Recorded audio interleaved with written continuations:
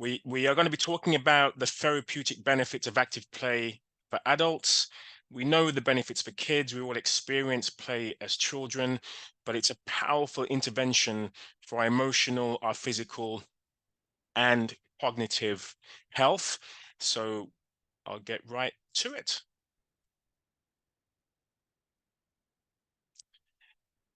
As was mentioned, my background used to be in investment banking technology, very lucrative, very long hours, and unfortunately not so well for my personal well-being. So a very serious environment. I remember having a conversation with my boss once, almost being fired because I was laughing at the water cooler. It was frowned upon for having any joy or hilarity in the office. And fortunately, I decided to take care of my own health and transition into the work that I do now. I've been discussing the power of movement and active play now for almost 15 years. Here, this is a talk that I gave at Harvard Medical School on encouraging playful behavior to encourage patients to increase their levels of physical activity. Let you know a little bit more about me. I'm a certified movement coach, I'm a health coach, and I'm also a nutritional therapist. I'm a founder of the Primal Play Method. I've written best-selling books. I'm certified in lifestyle medicine. I'm a fellow of the British Society of Lifestyle Medicine, and I've been in a few documentaries and featured in books by best-selling authors.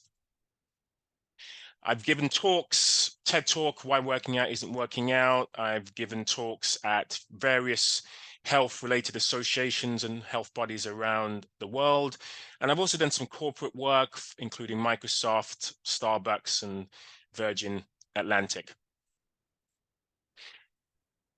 Last year, I was featured in the New York Times, really pleased about that, encouraging people to focus on embracing their inner child.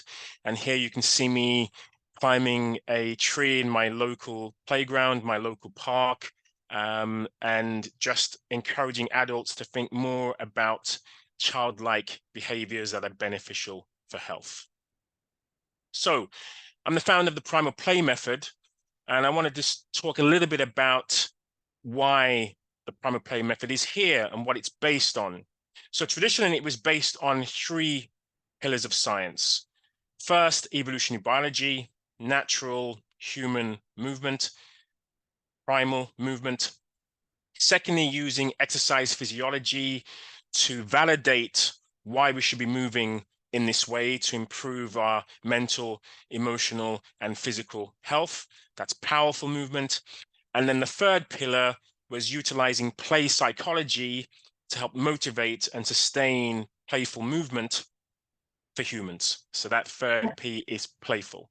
Hi, Darryl. I'm so sorry to interrupt. I've just got several comments from which we thought had been an issue when we did the test, but because Yes. you're appearing on both videos of you are appearing, so you've got one on the right, one on the left. Is there a way? Everyone's asked if you'd be able to turn off your video and just have the slides because they're very. Yes, of course. Thank you so much. No worries. Is that okay? So I'm assuming you can now just see the slides. Oh. You can still see your video, like the icon.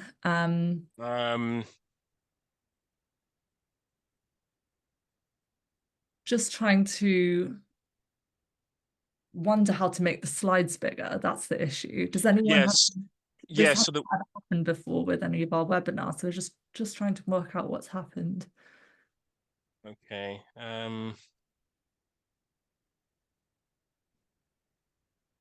Is there a way to make your slides full screen? They are full screen on my screen on yours. Yeah. So everyone who's listening, you will get a copy of the slides, of course. Okay. So, let me share the screen again. yeah. Okay, let's try. Hosni has pointed out that it is sharing 2 windows currently, so you can see your video twice and we can see the slides. Now you've turned them all off, but we could try again and see if it works. Okay, is that better? Currently, it's not sharing anything. Okay.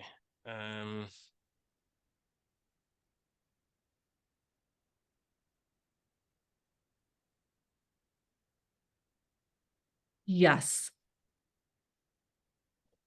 Okay, is that better? I think that's a lot better, yeah. Okay. All right. Okay, is that still okay?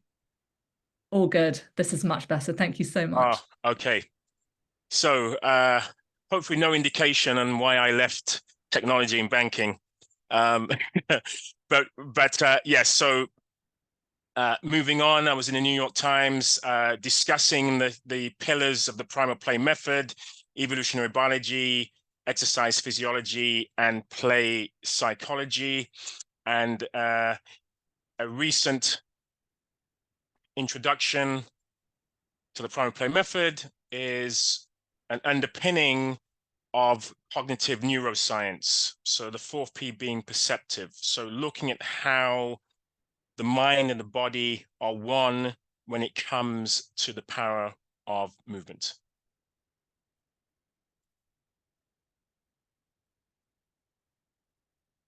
So looking at 3 of the benefits of physical activity in relation to mental health. So one is stress reduction, an impact on stress reduction. So 78% of individuals report that stress impacts their mental health.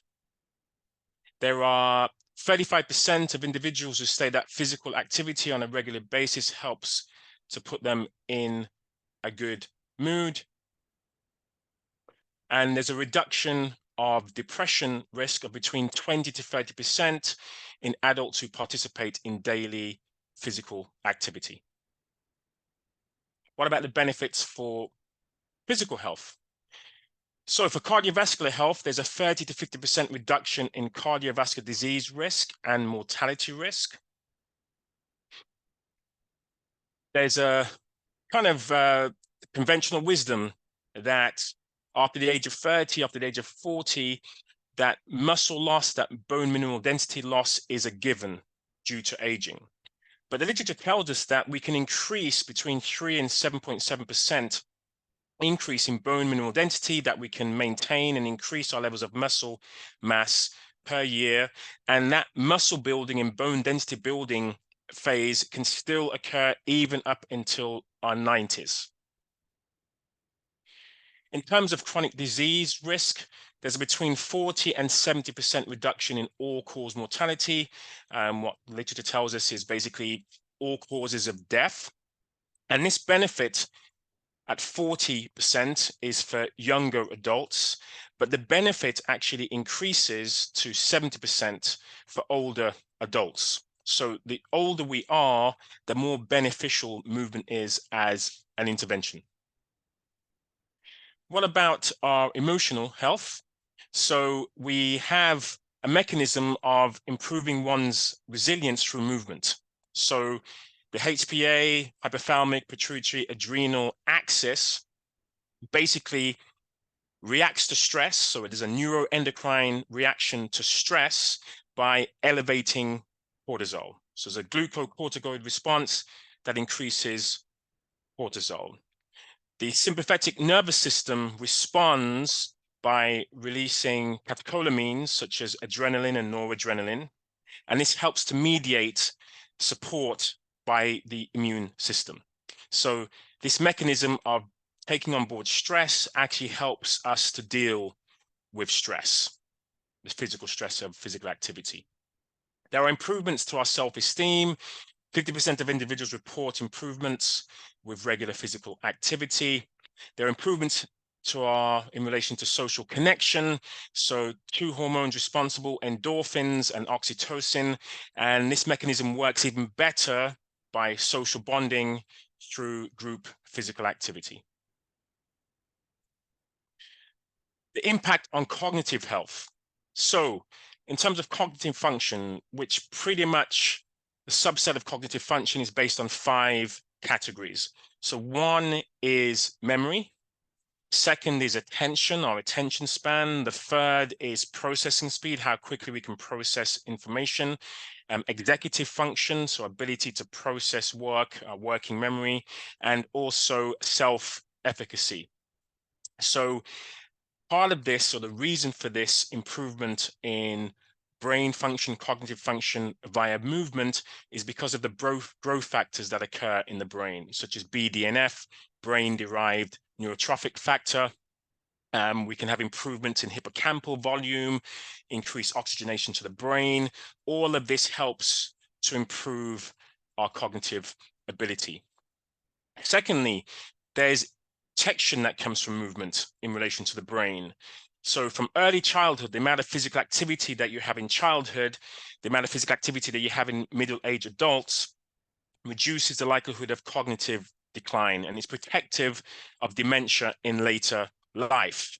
But it doesn't stop there, because as we age and the brain starts to age, there's a reduction in dementia risk of 28% and a reduction in Alzheimer's risk of 45%, better than any other intervention available to us in terms of lifestyle choice. So given we have all of these benefits of exercise, and I'll be listing the references, the citations at the end, but we have these remarkable benefits that impact our body, our minds, our cognitive ability, our emotional connection with other humans. Why don't we love to exercise? Why do we have so many barriers to entry? Why do we prefer the comfort of our armchair to getting out of the armchair and being active? It's a really difficult puzzle to solve, because when we think about movement, we think about movement in terms of our ancestors. Our ancestors moved in order to survive, right? To build shelter, to hunt and gather food, to be able to socialize through movement, being nomadic.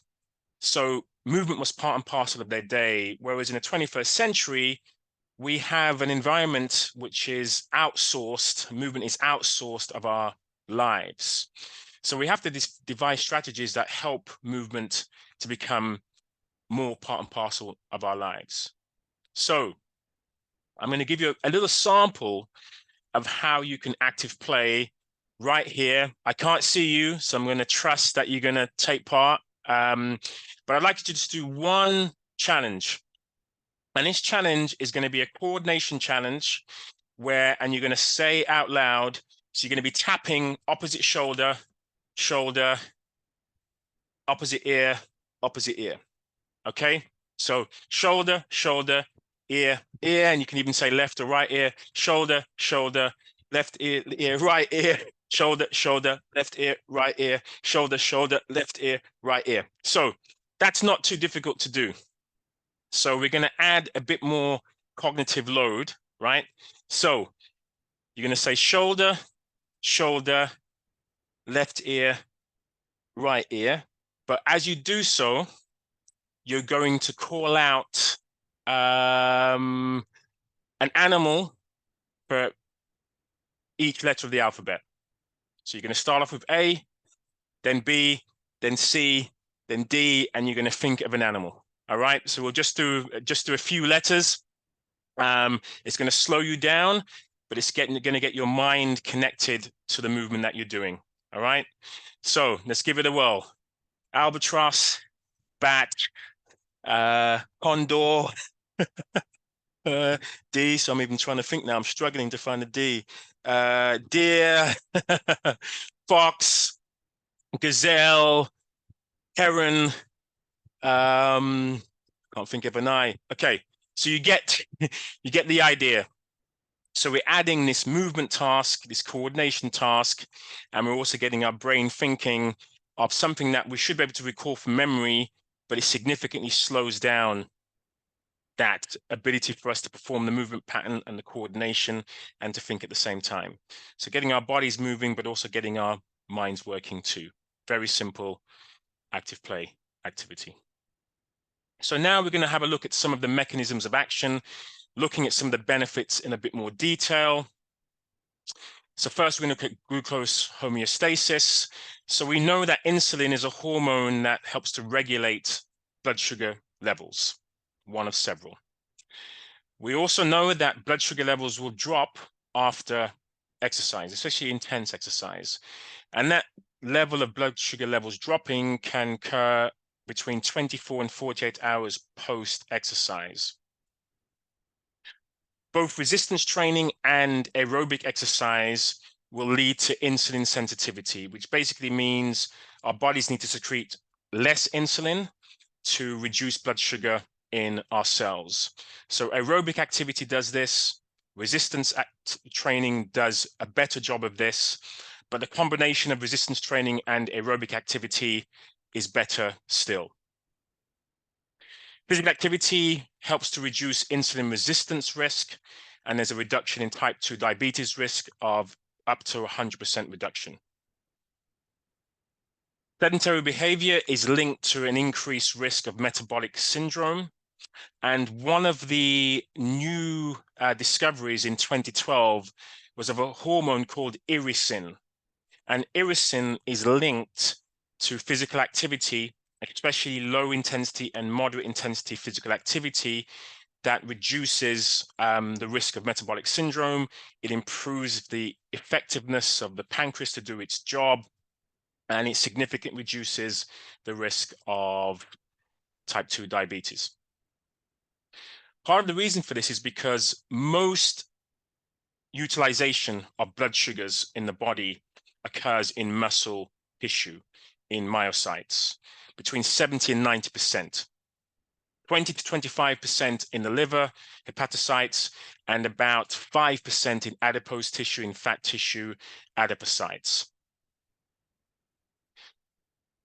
If we exercise or regularly physically active, then our bodies have a mechanism of simulating what insulin does on glucose uptake. So basically reducing the levels of blood sugar in the body. When we're sedentary, then insulin has to perform that role. So there's a transporter called GLUT4.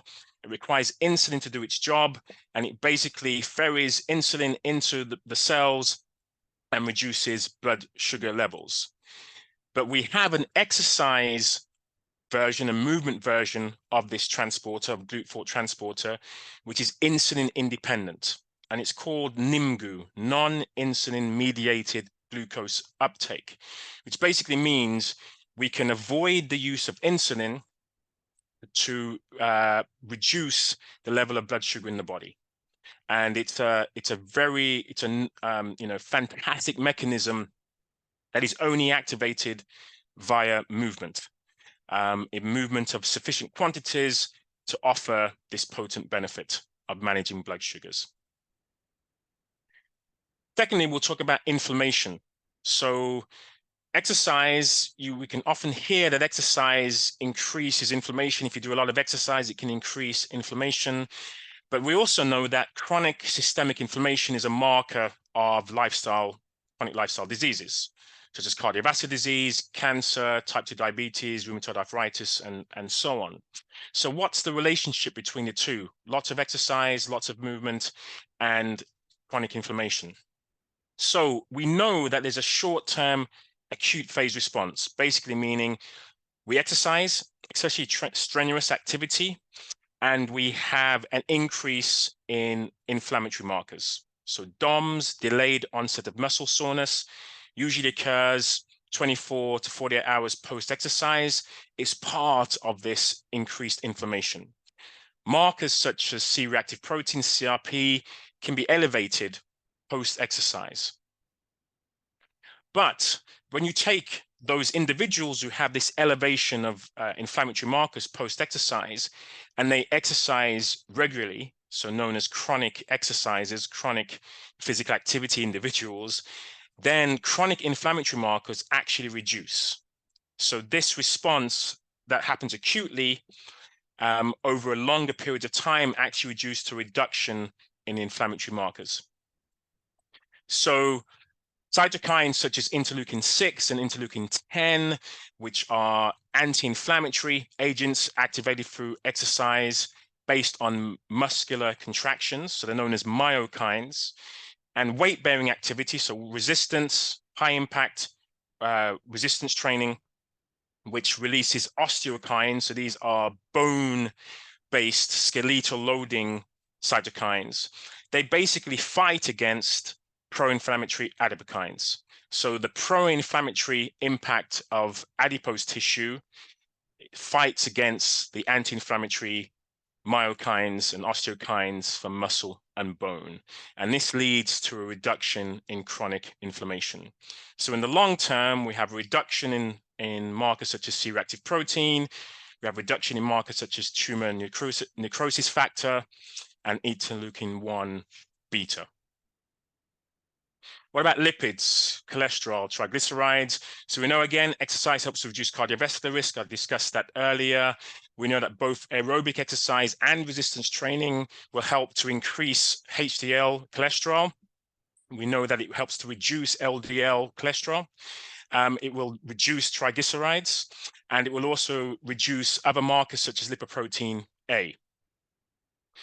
Both aerobic exercise and resistance training helps to increase LDL particle size, which means it's less atherogenic, less likely to cause inflammation in the arteries, atherosclerosis.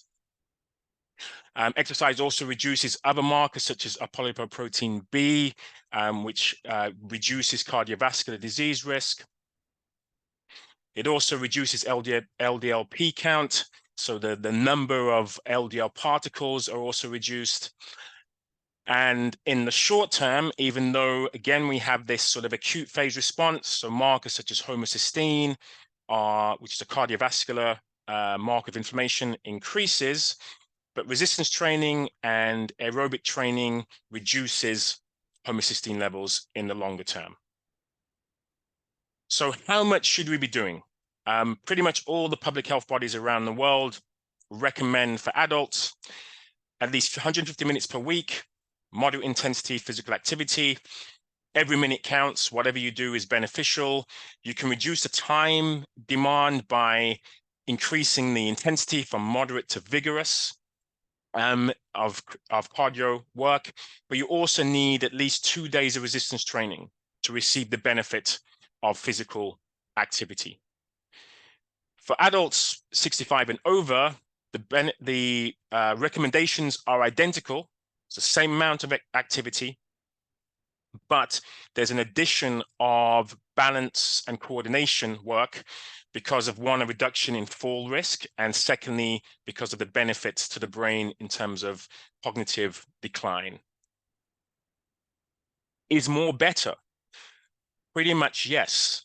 So the literature tells us, the evidence tells us that if you go from 150 minutes per week to 300 or 450 minutes, the benefits to one's health, the reduction in risk of chronic lifestyle disease reduces significantly. So an increase in health, a reduction in morbidity and mortality. The more that we do, 450 minutes plus, there is not much more benefit of doing any more than that. And in terms of resistance training, going from twice per week to 3 times per week also elicits benefits. So we've discussed the benefits. We've discussed this kind of polypill of movement medicine that no other intervention matches, right, according to the research. But people struggle to do it. And this struggle is evidenced in the literature when looking at individuals who say they're meeting the guidelines. So about 35 to 40% of individuals, when asked, will say, yes, I do 150 minutes. Yes, I'm active. Yes, I run around with the kids. Yes, I meet the guidelines. But when they're wearing accelerometers, wearables that track how much activity they're doing, it's less than 5% of adults in the UK who meet the recommendations of 150 minutes of moderate intensity activity per week. And of course, if you factor in resistance training, which you can't track with a wearable, it means that this number is skewed. So the percentage is far lower when we factor in resistance training as well. So many of us are not meeting the minimum recommendations for physical activity and health. It isn't all our fault though, because our environment encourages us to be sedentary. right? The comfort of our armchair. You go to, using public transport, and, you have the choice of using the stairs or not. And you'll see signs saying you shouldn't walk, take the escalators, take the lift, avoid the stairs. And it sounds far-fetched, but here's a picture that I took, a few years ago, where I walked about 20 meters coming into the tube station here, and no one is using the stairs. People were deciding they would rather wait for the escalator than to use the stairs. And this is a common occurrence. It's so difficult to make the more difficult, more uncomfortable choice of taking the stairs rather than the comfort of using machines to transport us from A to B. I talk about this in my TED Talk, why working out isn't working out and why willpower isn't enough to overcome this issue. So now we've had an idea of the benefits of movement and how much we should be doing. I'd like you to think about your patient population. If you had a patient coming in saying, or a friend of yours coming in saying, hey, I want to manage my stress. I know exercise is really good for me. What would you give as the prescription? Would you give low intensity exercise, yoga, Tai Chi as the prescription? Would you give resistance training, strength training as the way to manage stress? Would you give HIIT training, so high intensity interval training? Would you give that as the intervention? Or would you go for moderate intensity exercise, like going for a brisk walk, playing doubles tennis? So out of those options, what would you give as the prescription? So have a quick think about it. I can't take a poll, but at least have an idea of what you would select for your patient, for your friend, in terms of exercise prescription. So the correct answers are resistance and strength training or HIIT training. So some of you, I'm sure, selected low intensity exercise as the intervention, believing that to be more effective to manage stress, or maybe moderate intensity going for a walk. But actually, the research tells us it's resistance training or HIIT training that have a far more impact on managing stress. So this is the reason why. So exercise helps to, can regulate the release of cortisol. The more intense exercise, the more physical stress to the system. So you go from moderate to vigorous, there's an increase in the amount of cortisol. If you go from vigorous to high intensity, even more cortisol for shorter periods of time. So yeah, increased intensity, increased cortisol. But after exercise, because the ceiling is far higher of cortisol increasing, then cortisol and noradrenaline drop significantly and stress and anxiety fade away. And this repetition of pushing the ceiling on the demand to our bodies physically lowers cortisol chronically. So even though low intensity exercise has a calming effect in the present, in the moment, resistance training and HIIT training actually better help the body to regulate cortisol long term. So what is play? Have a think about how you would define play, what the attributes of play would be for yourself. Think of 2 or 3 words that you associate with play. Here's one definition, formal definition by Dr. Stuart Brown, who wrote a book called Play. He's a psychiatrist in the US. He states that the opposite of play is not work. The opposite of play is depression. Here we have Soros, who is an evolutionary biologist, talking about the impact of play deprivation on depression. So depression, he terms, is like a self-imposed hibernation. You don't want to go out of your cave and play. And this is my definition of play, which is that play is not the activity that you do, but it's the attitude that you have. It's the mindset that you bring to the activity, which makes it playful or not. But regardless of the formal definitions, we all know play when we see it. We know it when we experience it, right? So here we have an episode of Friends. We have in the blue jacket, we have Rachel. She's running, she's jogging with good form. She's looking very serious. She's looking bemused at what, Phoebe on the left of her is doing, or on the right of Rachel in this video. But Phoebe, you can see, is running like her inner child. She's running like a 5-year-old. The form of running is awful, so poor running form, very inefficient. But there's joy, there's glee in Phoebe's face as she's performing this activity. So they're both running, but one is far more playful than the other. So let's have another quick active play movement snack. I'd like you to balance on one leg, just one leg hovering off the ground. So do your best to stay balanced. And then you're going to pretend to juggle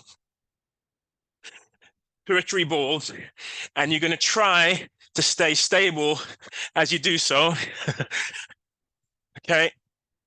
So you want to be challenging yourself. It shouldn't feel easy. Change your leg.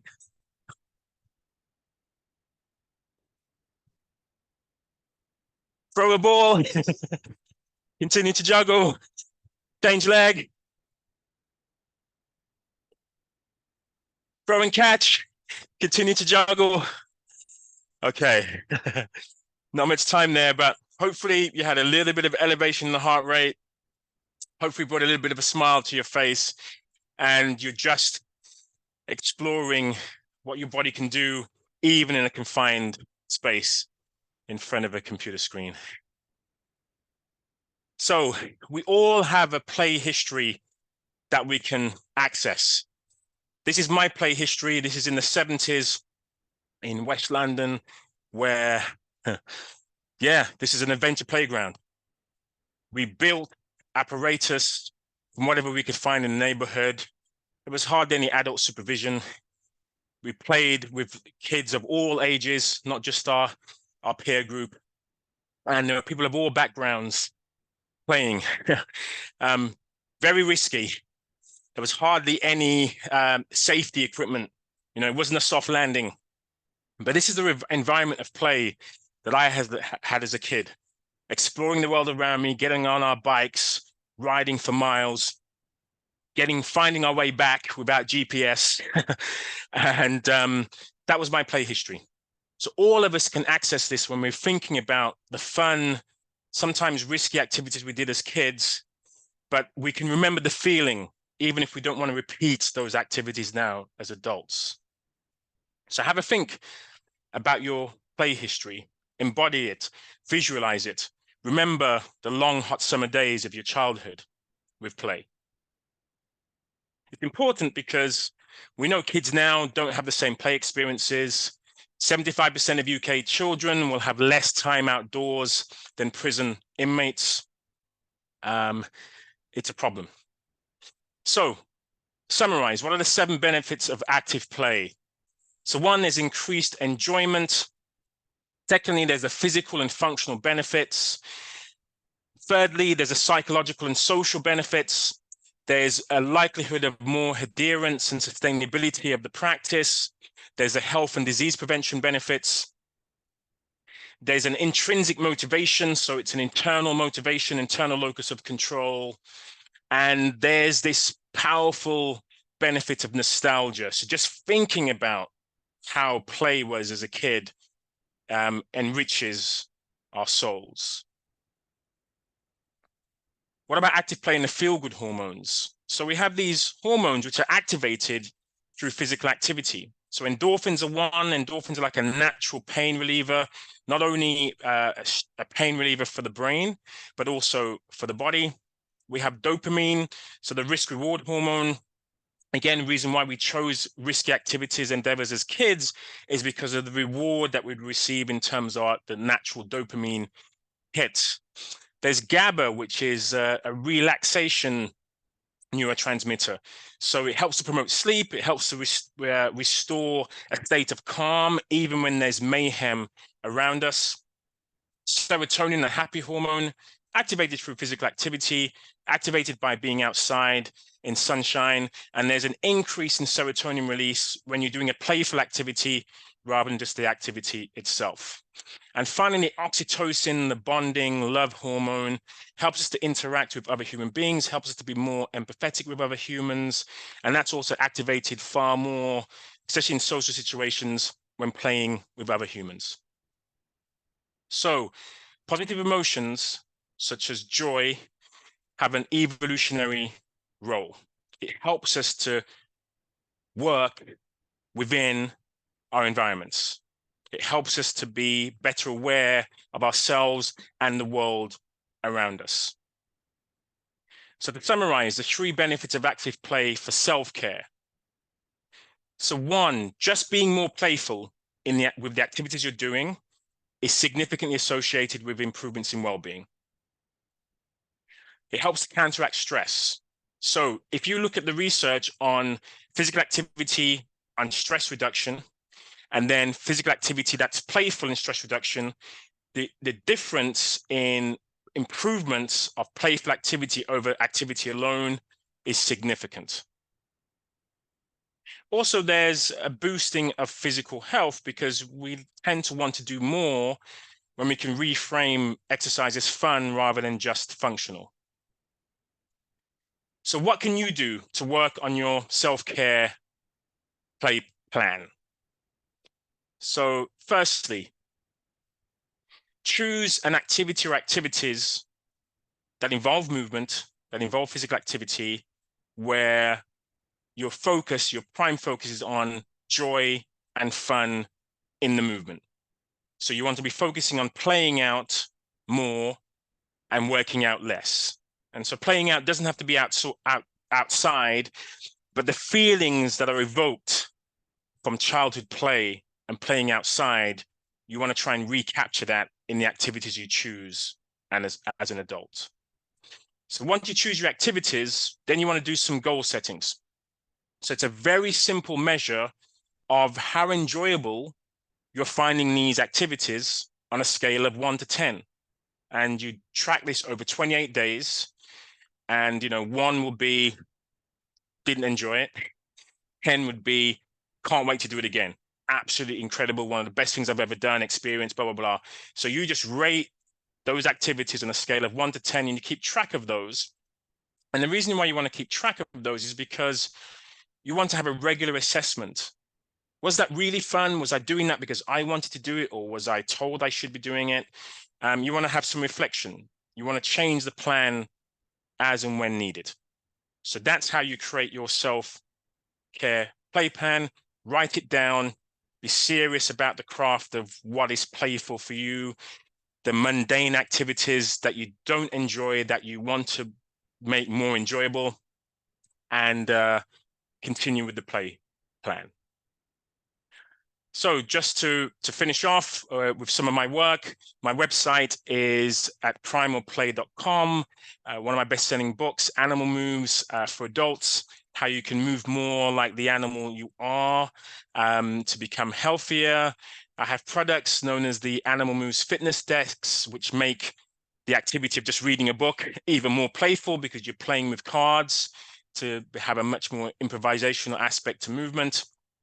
And I have a children's picture book called My First Animal Moves, which gets kids to think about some of the challenges of sedentary behavior and why movement can be more fun than technology. I have some free downloads on my website. There's a QR code here on the importance of play and an introduction to animal moves. And I have an office deck, which, isn't so out there in relation to the movements that you're doing, but offers you a variety of activities that are going to be improving your health and well-being, not just stretches at the desk. I also offer certification, which is like a program for healthcare professionals to find out more, immerse themselves in the method, and use that with their patient population. Here are the references on mental health, on physical health, on emotional health, on cognitive function. Here are the benefits of active play for adults. And here are some resources, the book on play by Stuart Brown, and my free ebooks available from my website. And now we have a Q&A and a QR code for you to peruse.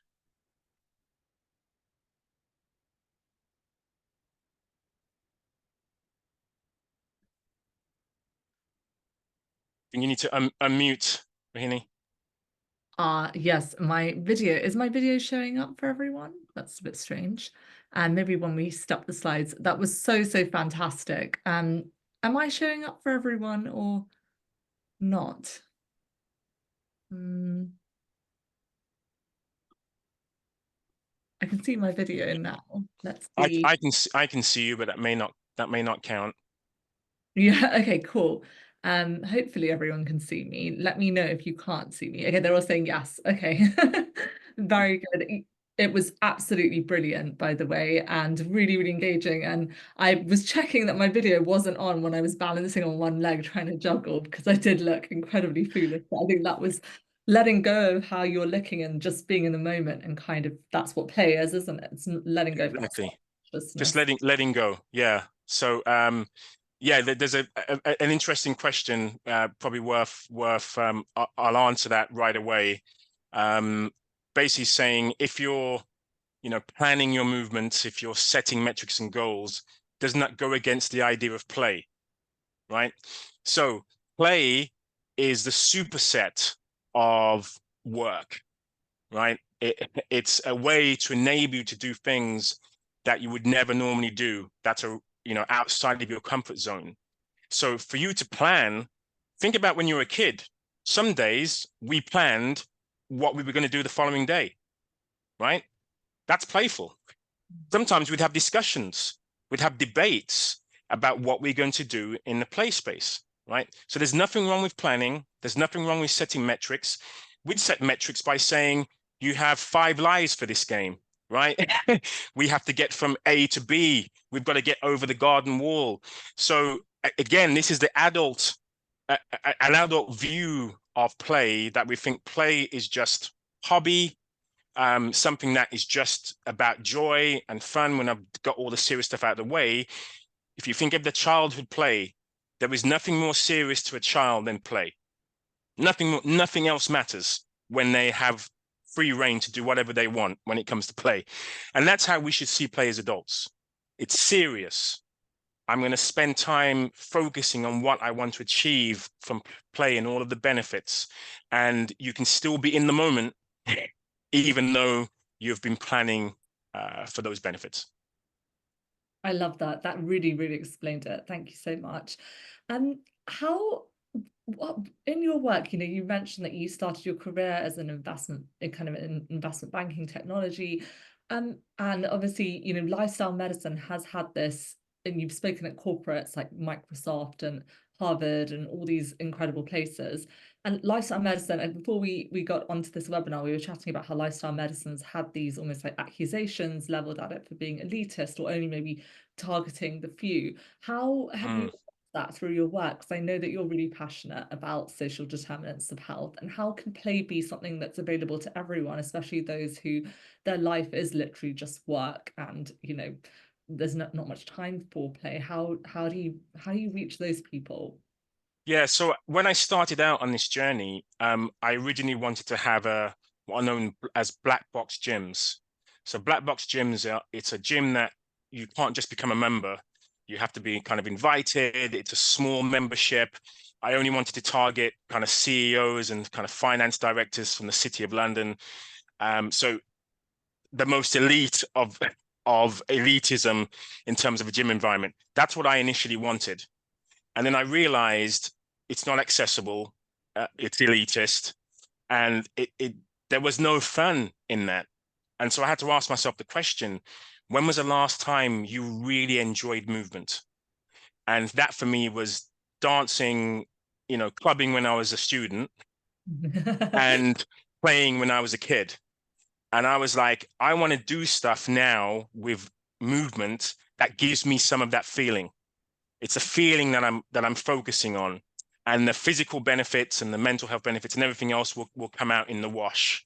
So I had a natural process of rediscovering play myself, and then thinking that because of my transition from, elitism to accessibility and equity in movement, that many other people were having the same sort of issues. They feel as if there's only one way to get fit. They feel as if they have to have a gym membership. They have to have the right gear on. They've got to do things in a particular way. And actually, the only way we can make movement more accessible is by making it easier for people to access. So that's in the variety of activities that one can take part in, having less judgment around, taking part in those activities, making sure it's pleasurable whilst you're doing it. And that doesn't mean that it's easy. It can still be really challenging. It can still feel as if it's impossible to do, but actually that's what's going to lead to the benefits. So I had just this kind of like arc of like, elitism is the only way to go. That's what's going to pay the bills, to actually, I want everyone to have access to this. And I want people who are really struggling with their health, physically or mentally, to be able to access this. And I suppose what the common denominator is that, one, we're all humans, for one. Secondly, we all have a set of genes known as the ludic genes. So we all have play genes. And for many of us, our play genes are deactivated, right? From we left childhood and we're like, yeah, play, right? Or we go, play is going to Vegas for the weekend, or play is having a drink. That tends to be our choices. But actually, there's this huge space where we can still dive in, have a playful spirit, find a playful path, turn activities from ones that we abhor to ones that we can start to enjoy. So that's what I want to hopefully encourage people to focus on, is focus on what brings you joy through movement, and repeat that. And then when you're fed up with it, again, think about kids, right? They won't just do the same thing forever and ever. There comes a point where they go, I don't want to do that anymore. I don't want to play that game anymore. I want to change the rules, or I want to have more people playing, or I want to create an environment that means it feels different today, right? And so that flexibility, that growth mindset when it comes to movement through active play, is one that we can all harness. And fortunately, because there has to be a downside, right? It can't all be pros. The downside is sometimes the older we can get, the further away we are from our play state. And so we have to do a bit of work to find that play state again, to embrace our inner child. And once we do that, taking baby steps, it will get easier and easier to do. So I have some tools. I try and help people along that path, but of course, people have to want to follow that path themselves. I can't walk that path for them. I love that. Thank you. We've got quite a few questions, so I'm going to try and get to them. One of the questions that came up is, how do you make lifting heavy fun? And this is specifically for kind of people who want to improve their bone health. They're trying to lift heavy, and they're new to strength training, and that's definitely some of our members who really trying to build that lean muscle mass and improve their bone health as well. What are your tips for that, if that's something that's you're quite new if you're a parent, picking the kids up, piggyback carries, fireman carries, Dracula carries, a matrimonial carry. So if you've got another human being, that's a great way of you to not think about, the weight, but just think about the function of carrying. If you don't have, kids or other, another human being to carry, I think about physical challenges. So, it's a bit like, sometimes I'll go to my local supermarket, and there's been plenty of times where I'm carrying too many carrier bags. I'm like, literally, I'm going to walk home. It's like a 15-minute walk. And I'm like, oh, this is fine. I've got like 7 carrier bags. Oh yeah, I can do this. And then you walk for like 15 meters and you're like, oh my gosh, I need to rest. And so that for me is a playful way of lifting heavy, of having an objective. I want to get my shopping home. How am I going to do this? Having people stare at you, having people ask you, do you need any help, sir? No, I'm okay. It's hard in terms of difficult in terms of exertion, but that's one thing you can try. Try awkward objects, things that are awkward to hold, awkward to pick up. Lift things differently. So change your grip, change your body position, change your posture. Don't just do the same, again, don't just do the same thing, the same body position, the same posture, because that can lead to repetitive stress injury, right? So you want more flexibility in movement. So yeah, so for me, if you ask me personally what I do, I love carries. So I love piggyback carrying. My kids, I mean, they've grown up now. Like, unfortunately, I'm going to carry them until I can't. So I'm kind of like, hey, son, you got to get on my back. I like pushing cars, not because my car's broken down, just because I quite like it as an activity. For me, that's quite playful. Like, can I push this car? I don't know. Let me give it a try. Oh my gosh, I only moved it 1 meter. That's fine. That was pretty cool. Even just trying it.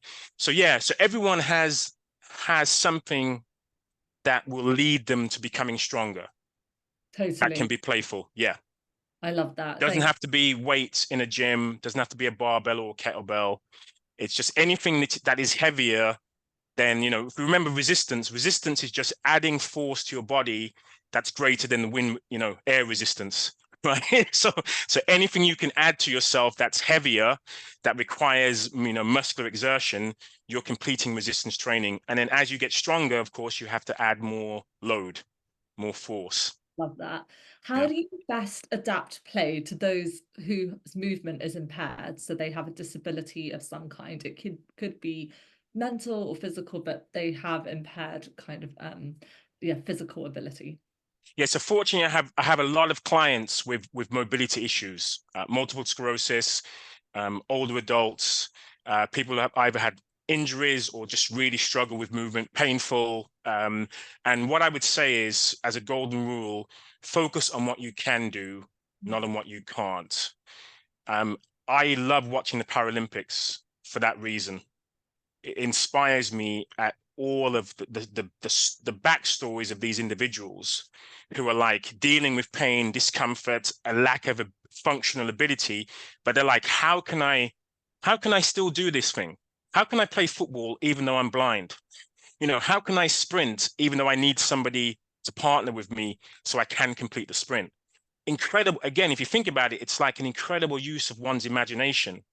And so when I think about the things that I can't do, oh, I could do that when I was younger. Oh, I used to be so fit. Like, that's just energy that is a barrier to entry. Instead, if you focus on what you can do, that you're going to have a quick win, like, oh, I can do that. I'll give that a try. And let me make it a bit more difficult. That's going to be progress. So that's what I would suggest. Just find what you can do and work on improving that, because there's an infinite variety of things you can do in the space of what you can. The things you can't, maybe you'll never be able to do those things. But you can work around them in the best way possible. Thank you. I'm just going to launch a quick poll to get everyone's feedback. It's always funny when we do these like online webinars, because I know everyone is so engaged and is really enjoying it, but you obviously can't see everyone's faces. But we've got some lovely comments. So one more question: do you consider active play as distinct to playing sports? I find sports are the best way to find fun and joy in movement, but I'm interested to know if the research suggests adults seek other forms of active play for greater benefit. So yeah, yeah, it's very difficult to encourage people not to do something that they love, right? If you love sport, do it. Keep doing it. Keep having fun doing it. Unfortunately, the majority of us don't only like watching sport. We don't like doing it. So in that case, find something that you want to do. So either turn a conventional sport into something that you would prefer playing, right? Or play something that is not seen as a conventional sport, but you would have lots of fun doing it, say like dodgeball, right? So that's what I would suggest. If you do it and you love it, then keep doing it. You're getting the benefits of increased physical activity, then great. I think that's wonderful. But if you don't, and that's stopping you from moving more, then just pivot to something that you enjoy or would consider enjoying. And probably the thing to say there is just find somebody who's a companion who you can be playful together, right? And if you can't, don't let that get in the way. You can be the person who people say, who's that person, you know, doing pull-ups on bus shelters or climbing a tree in his local park? I'm that I'm that guy. But interestingly, that guy led to me meeting like-minded people or people who wanted to become my clients after seeing me playing in isolation in my local park. So yeah, do what you love. I love that. Thank you. Some really lovely comments from people. Just one last quick question. I know we're out of time, but we did have some technological issues before. And thank you for bouncing back from that. It's always really stressful when that happens during a presentation. How does active play meet the guidelines? So to ensure people are doing 150 minutes, and obviously, as you showed, we really are not meeting those guidelines. So how does active play fit into that? What are your tips? Yes, so you know, the problem with the guidelines are, for most people, what does moderate intensity mean? Right? What does that mean? What does vigorous intensity mean? So the talk test is a really great way of finding out what the intensity is. So the talk test is, if you can perform an activity and have a conversation with your friend whilst doing it, that tends to be low to moderate intensity. If you're struggling to hold a conversation, then that's usually moderate to vigorous intensity. If you literally cannot say a word, that's going to be high intensity. So I tend to use a scale of 1 to 10 as a very easy way of going, okay, this is about 5 out of 10. I could do this for quite some time. It's not too difficult to do. That would be, 5 to 6 out of 10 is a moderate intensity. In terms of active play, it's very easy to play at all levels of intensity, right? So you define how much effort you want to put into that activity. So I can play tag, for example. Tag for me is like high intensity interval training. You can't play for very long. You play for 10, 20 seconds, you're like, hold on a second, I need a break. Hold on. So if you need a break after a few seconds of doing the activity, you're at the upper ends of your limit in terms of intensity. And intensity is not necessarily your level of fitness. In other words, if you get out of breath because you're doing something which requires a lot of exertion, that's a good sign, right? Your body's basically saying to you, I need more oxygen. My muscles are hurting. I need a bit more recovery before I can do it again. So you want to embrace that feeling, So yes, so active play can cover the entire spectrum of being like a sloth and moving extremely slowly, fighting in slow motion, right? To, okay, I'm gonna get out of breath really quickly as I can, move my body in all different directions. So yeah, hopefully I covered 1 to 10 in like 5 seconds. As everyone said, this has been so much fun and it's been really inspiring. Lots of people are saying what they're going to get up to and go and play basketball and try and just get more play into their life. I definitely will myself. It's given me a lot of things to think about. So, and yeah, just put a smile on all of our face. So thank you so much. It was thank you. Webinar. And to everyone who's listening, you will get a copy of the slides and you'll get the CPD certificate as well in a few weeks' time, once hopefully it's accredited. So thank you so much for joining us, and thank you, Darryl, and do follow Darryl at the Fitness Explorer on social media, and also check out his website and his wonderful books as well. Take care, everyone. Please let me know how you get on. Yes, if you get the chance, yeah. However you get on, just let me know. Drop me an email, ping me on social media. I would love to see how you're all getting on with your playful path. Totally. Thank you so much. Good night, everyone, and see you at the next webinar soon. Take care.